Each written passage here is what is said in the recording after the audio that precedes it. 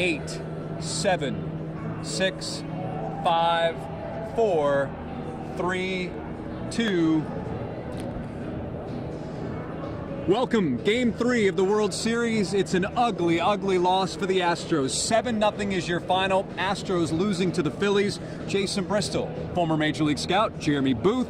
Jeremy, we talked so much leading into this game about Lance McCullers starting this game. You were not a fan of it at the start for a number of reasons, and it was very clear right off the bat that McCullers either did not have it or the Phillies were expecting what he was throwing. How did you read what transpired in those early innings? You know, sometimes you say something, you talk about something so much that, like, when it actually happens, like, there's not a whole lot left you know what to really do with. This is one of those nights, but I'm going to do my best for you to find the words. Not just for me, all those people out there. Yeah, you as a global statement I got you. Lance McCullers never should have pitched tonight. And we talked about this on Saturday. It should have been Christian Javier. He's their third best. Why? Well, it's about 79 reasons, but we'll start with the top two, is that if this series extends, even as pivotal as Game 3 is, you have to have one of your best arms in Game 6 and 7. Now, you're going to get Valdez in Game 6. I take Fromber right now over anybody on the staff as far as like closing a game out or a series if I want to get a win. But Javier's not far behind, and to now have him throwing Game 4 and Verlander Game 5 means, yeah, Javier kind of come back in Game 7, but you really set him up by putting McCullers tonight. That's not a good scenario for the Astros should it get that far. Lance McCullers is probably their fifth starter at this point, and he's a bulk innings guy, which means he comes in behind, eats up one time through the lineup. Maybe it's a huge long man if you have to, but he doesn't have the 97, 98 in the tank anymore. He doesn't have the extra sharp breaking ball in the tank anymore. He's got to be command reliant, which means you have to be able to feel the baseball. You have to be able to execute. You have to be able to get guys uncomfortable. And from the very start, the Philadelphia Phillies tonight did exactly what the New York Yankees did. And any other team he's faced in a damp environment, is that they saw it well, they waited, they were not bothered by the 92-93, which nobody since 1975 has been concerned about 92 miles an hour fastballs. And they were on the breaking ball. Now there's some stuff out there that I'm just going to get out of the way, and that's about. Right. Well, let me set you want to set this up, because I want to get rid of this one now. There's a number of people out there on Twitter, social media, saying or claiming that Lance McCullers was tipping his pitches. We saw the video during the broadcast of Alex Bohm, Bryce Harper discussing something before Bohm comes to bat, and then Bohm goes deep. There is this idea that Lance McCullers was tipping his pitches, some sort of tell that the batter will know what's coming to him. Jeremy, why don't you describe what people were sharing and then what you actually believe could have happened? Well, I'll start this way.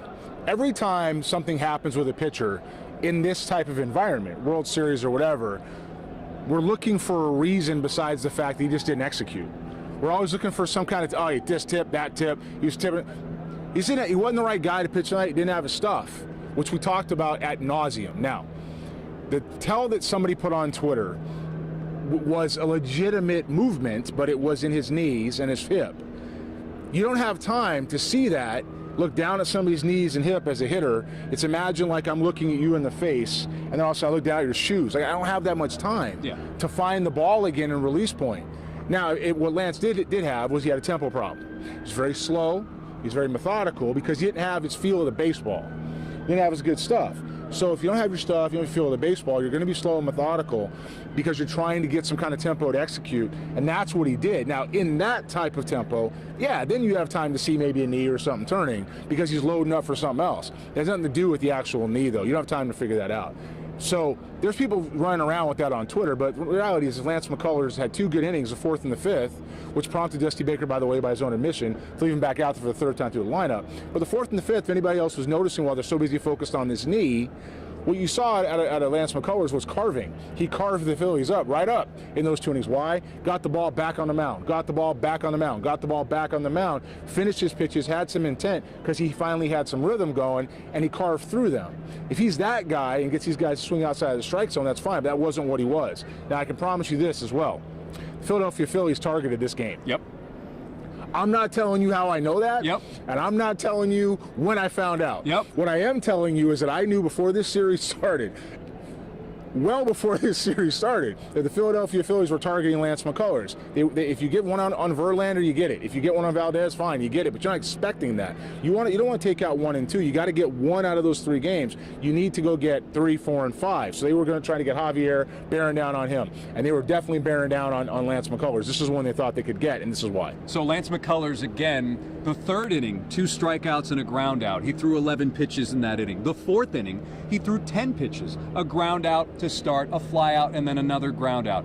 And then the bottom fell out in the 5th. So it was 3 and 4 he did well. 3 and 4. Yeah, those first 2 innings they took forever. In all, Lance McCullers 4 1/3, 6 hits, 7 runs, 7 earned runs, 5 strikeouts, 1 walk, 5 home runs. Those 5 home runs, as I tweeted and likely was mentioned on the broadcast, the most home runs ever allowed by one pitcher in a single World Series game. The previous record was 4, set by 3 other men, including 2 of those, which happened in the 1930s. The other was, I believe, a pitcher named Dick Hughes in 1967. So 4 was the previous record, and now you're sitting at 5. Oops. You know, we see some things, and sometimes people get upset at some of the analysis that's thrown out there. Let me say this. I'm here. We're breaking down what's going on. Yeah. We're not trying to pick a side here, so to speak, and say, hey, this decision happened, so it's the right one. We're trying to tell you what's happening with the game. Because there's many people that would say, oh, you're so negative about the Astros. You're so negative. You have to have hope, but that's not your job. Well, you come from the lens of the scouting world. But I actually also said it's the best team in baseball, and the trophy runs for Houston, and the window's back open.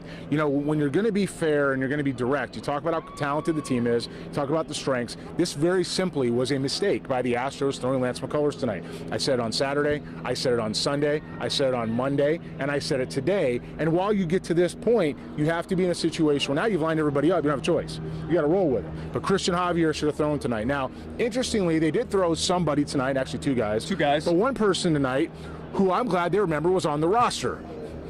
And Ryan Stanek came in very unhappy and absolutely blew. And he did really well. He's got a big arm, around the strike zone. We don't know if he was unhappy. I saw a look on his face yesterday, and he's a professional, and he'll never complain, but he wants the baseball. No competitor doesn't want the baseball, and he wanted the baseball, and he got it tonight, and I'm glad to see that he was in a situation where he could throw some quality pitches, and hopefully they don't forget that the best ERA in Astros history in the bullpen is down there wanting the rock. Ryan Stanek came in the 5th, struck out Real Muto, Bryce Harper. 2 strikeouts right there. Those guys any good? Yeah, they're okay. So let me ask you this. I'm just going to put it right out there, Jeremy. Did the Astros lose this series the way they planned for Game 3? Have they lost this series? They haven't lost the series, but they certainly put themselves in a hole. Again, it's not just about Game 3. What it felt like they're doing is planning to get out to Game 7. Just take a snapshot of what you saw tonight. That's what you're doing in Game 7. Does anybody here feel comfortable about running that out there at the start of Game 7? I'm going to take you back to 2019 again, sticking with a plan that was a little myopic and Will Harris running out there every night. Every night. Cost him a World Series. Last year, it can be argued that Christian Javier, who obviously you assumed he could do as a starter, which the Astros knew was a starter, and last year was a long reliever, needed to start innings, came in Atlanta, turned the game around, and possibly cost the series. Right? We get into Game 6, Atlanta gets momentum, and here's what it is. Now, that's not happening here. You're going to have Javier tomorrow night. Javier's going to even this thing up. Okay, I believe in my heart Chris Javier's going to come out. He's going to pitch in this environment, no fear. The relievers that Dusty was using, the 1 or 2 guys who's using every night are backed up behind him. They're fresh. They can get out there. And you got Urquidy and Stanek in the ball game, which can come in Game 5 behind Verlander, because this time Verlander's going to have a shorter leash. I promise you that. If he gets through 4 innings and it's like it was the first time, he's not going to get the 5th. You're going to need Urquidy and Stanek along with the guys you're going to might have to throw tomorrow night besides Javier. Then you get into Valdez, and if you can get that far, if you get to Game 6 or get home with a 3-2 win, Valdez is going to get Game 6, and then you go into Game 7. And if you manage your pen right, you've got Urquidy and Stanek and Presley and Garcia and Montero all lined up behind McCullers, or even Javier if he has to, who's throwing Game 4, and all hands are on deck, and it doesn't matter. So no, the series isn't over yet. They just made it a lot tougher on themselves. Checking some of the comments here on Facebook. Rudy says, and Rudy, thanks for watching again. You were right. And what do you think if the Astros put in Hunter Brown for a start? I know what you're going to say. Can I just preface it by saying that is not an option? Yeah. Because, I mean, unless you're going to do an opener thing, because he hasn't pitched. He's not stretched out to go 4, 5, 6 innings. He could probably do 3 max. Hunter Brown for me this postseason is a one-inning guy, and the reason why is because he hasn't done this before. He hasn't been in these environments before, and he really, frankly, hasn't pitched at all. And so to put him in a role like having to start and win a game doesn't make any sense. I think your rotation is set from here on out with Game 7 clearly after night being up in the air. But Javier, Verlander, Valdez are your next 3 starts. That's what you got. Stephanie wants to know: do you guys know how to talk about anything but pitching? Pitching was the story of this game. Pitching was the story of this game. You look at the Astros. It was 7-0. So I don't understand. Are we supposed to talk about the Astros hitting? Well, I can tell you they didn't really do much, and even runners in scoring position, that wasn't an issue because they were 0 for 3. They only had 3 opportunities. They left 8 men on base, but really this team, there's a lot of Ks on this score sheet here. Well, we could talk about the 5 home runs the Phillies hit in the middle of the strike zone, but that would then come back to Lance McCullers in the pitching, right? And so we don't need, look, the Phillies absolutely beat their brains. It's what they did. And we talked about it. McCullers had to execute and get guys to chase. He had 2 stints of that where he was efficient, up-tempo, and quick, and the rest of it was just not pretty. On the other side, once again, good pitching with the Astros hitting. The Astros had a hard time handling Ranger Suarez. The first inning was not a very good at-bats. It was first pitch swing, and then Alvarez had a good AB. But you had to have better at-bats against him and keep him out of a rhythm. He was pitching with confidence. He was pitching in front of his crowd, and he was out there unafraid of anything that was going on. And the Astros were behind the 8 ball really fast based on what happened with McCullers. But you said those weren't good ABs. Yeah, they weren't. But here's the deal. Like, in Game 2, they were going right after, attacking Zach Wheeler, first pitch swinging. Why is it a good game plan in that game, but not in this game? That's a very good question. Because it depends on who you're facing. And Suarez is a guy that's heavy sink, a breaking ball that's got a chance to work in and out of the zone and a changeup. And he's going to get back to that fastball and be reliant and try to get you to swing out of the zone. You want Suarez to have to pitch inside the strike zone. If you're swinging the first pitch, you're not making him pitch inside the strike zone. You're not seeing enough what he's got. And by the time you get to the second time through the lineup, you've only seen 2 of his pitches. That's not enough. You look at that Philadelphia pitching tonight. Suarez, 5 innings, 3 hits, no runs, no earned, 1 walk, 4 strikeouts. Brogdon comes in for an inning, no runs. Gibson is a guy that they had talked about potentially starting in a Game 5. He threw only 15 pitches, so he could potentially be used, although Syndergaard, I think, that's what Rob Thompson said, that Syndergaard will be going in Game 5. Syndergaard's going out there to start Game 5. That's locked in, especially after winning Game 3. Yeah. That's locked in. And Gibson's going to be behind him, right? And then you're going to see some of the other Phillies relievers that once again did not have to throw tonight. They'll be able to throw again. So you have to remember the Philadelphia Phillies, their weakness is after their 3rd starter and really into the bullpen. And the bullpen. Right. Although it hasn't been a weakness in this series. But you haven't had a chance to see it. Yeah. Okay, you really haven't had a chance to see it. And they got Game 1 in Houston. They want to get 1 or 2. They come in here tonight, they win this one. Now, for the Astros, you have got to win certainly one of these things or it's over. But you really got to win tomorrow with Javier on the mound, and then you have to have everybody ready for behind Verlander going into an off day. Ron says if the Astros don't hit home runs, we don't win.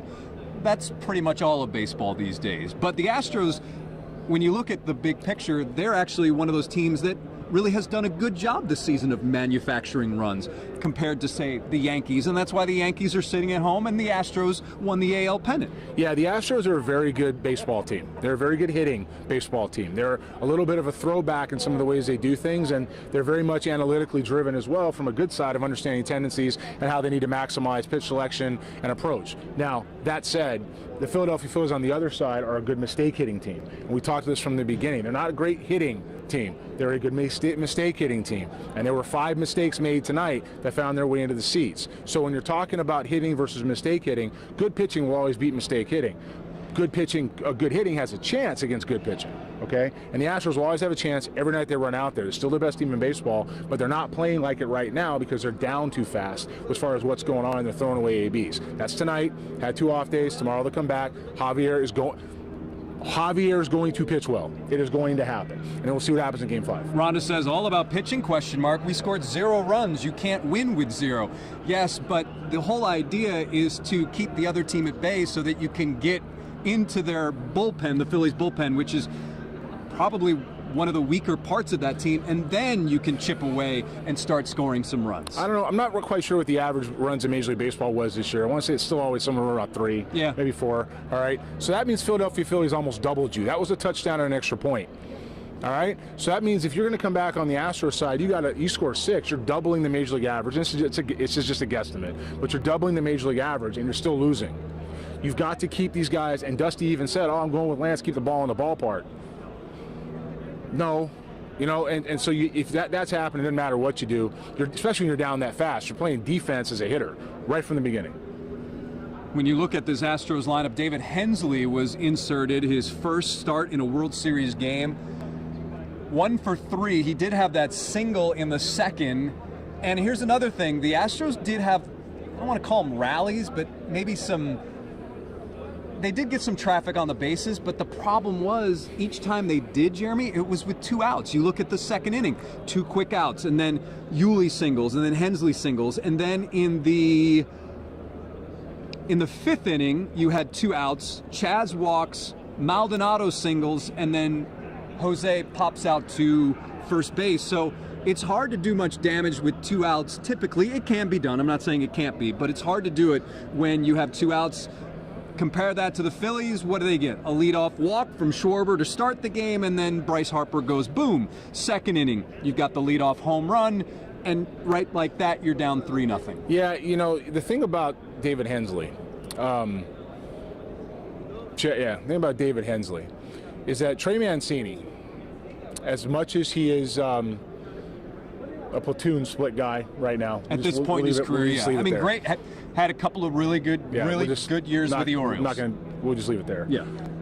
He really has a good time against left-handed pitching, and so to not see him in there tonight against Ranger Suarez is probably a little bit concerning overall. Last night it made sense with they were going to go Syndergaard, right? Mm-hmm. Tonight not so much, but they left Hensley in there because Dusty likes to ride these guys, and so that's his choice. Hensley got a hit, but tonight would have been what we call Mancini's night. Right, it's would have been Mancini's night to come in. Even still, if the pitcher's around the zone and you're down in the count consistently, if you don't have good at bats and you're getting yourself out, you can't put anything together to be able to score some runs. And when you're chasing 4 by the time you're top of the 3rd in a ballpark with a team that's feeling itself, with its crowd behind him, and a pitcher who isn't showing any real reason to be able to execute, it's going to be hard to do some damage. Pitching with a lead of 4 runs is a lot different than being a 1-run game. Shoot, Hensley got a hit, which is more than what the Astros have gotten out of that DH position most of this series. So to recap, Astros lose 7-0. Jeremy had said prior to this series, or prior to this game, that starting Lance McCullers was not a good idea because of the weather conditions, the feel, the breaking ball dominance, the way these Phillies hitters sit on mistakes, and he did not execute. And now the Astros find themselves in a hole 2-1. What other things stood out to you in this game? I looked at some of these stats, and again, it's just certainly the home runs and McCullers, but was there anything that kind of flew under the radar for you, or because it was 7-0, there really nothing else really matters? I mean, I think we got to pay attention to Jose Urquidy and the fact that he got in there and pitched well. Yeah. We got to look at Stanek because those are guys who are going to be needed in the bullpen to win. And again, the Astros, just by losing tonight, doesn't mean they lost the series. Does it make it tougher? Sure. Does the pitching alignment was that ideal? Absolutely not. But tomorrow you're back with Javier, and then you have an off day after Verlander pitches in Game 5, no matter what. So you have guys like Stanek who can come back. You have guys like all the relievers didn't throw tonight. You have enough to hit them consistently, run on top of it, and keep these guys off balance, make them uncomfortable. With that said, and I like Valdez no matter when he picks the ball up. I'm just going to turn the other way, and I'm going to trust he's going to get it done. If you're in that type of situation, what needs to be happening is just a learning lesson. It's a lesson tonight in how to manage your bullpen, how to manage your staff, how to attack, use your personnel, because you still got 4 games left, and now you got to win 3 of them. Okay, and you can do that with Valdez, with Javier, and then any of the other ones behind that. Here's something that I meant to bring up sooner, but I will bring up now. The way Stanek pitched tonight, and to a lesser extent Urquidy, has this change? Will this change Dusty's mind on how to use them, or when to use them, or just use them, plain and simple? Just use them as we go along in this series. I'm baffled we had to get to this point to see Ryan Stanek pick the baseball up. I am blown away. And sure, he comes in, he's dirty. You know, and then you see Urquidy come in having not pitched at all, and he's dirty. And, you know, the excuse is, oh, they were pitching, they're throwing every day. That's not the, it's not the same. It's not the same. Hopefully we learn some lessons tonight and realize that our pen is very deep, meaning our being if I'm Dusty Baker. The pen is extremely deep, goes into the back of it. You got Stanek, you got Presley, you got Neris, you got Montero, you got Urquidy, you have Garcia to eat up some bulk innings if you need to. You have an electric bullpen to go ahead and knock some guys out, because now you're running short on starters with Javier Valdez. Verlander's been inconsistent. Game 7 is going to be who knows what. So you're going to really need to get after that and have these guys in the bullpen come out with fire and be fresh and ready to do it. Christian Javier, is it the key for tomorrow in Game 4 for him? Is it much like the keys that we mentioned before this game, Javier executing, quieting this crowd? Is it much the same, or is it different? Well, you know, Javier is going to be fine. It's the same there. For the Astros hitters tomorrow, they're a key for me, because I'm just checking the box on Javier. When it comes to the Astros hitters, they're going to need to make Nola pitch within the strike zone. Aaron Nola's had 2 pretty tough starts now when it comes to command, his last 2. And we've seen what Verlander has done with his command, or McCullers his command. There's a theme here, right? If guys don't have command, they miss the middle of the strike zone, they get hit a long way. Little kids are looking for it, and they're taking their gloves off, slapping 5s and doing a dance. Okay, and we want to make sure the Astros are the one dancing tomorrow. So what they need to be able to do is make Nola work back to the strike zone, not chase, get to him early, get him out of the game as fast as they can, and go to the bullpen. So I think we have said everything that needs to be said about Game 3. Lance McCullers takes the L, allowing 7 earned runs in this 7-0 loss in Game 3. As a result, the Philadelphia Phillies now lead this World Series 2-1. So until tomorrow night, Jeremy Booth, our former Major League scout, Jason Bristol saying goodnight, and of course, look forward to talking baseball with you tomorrow.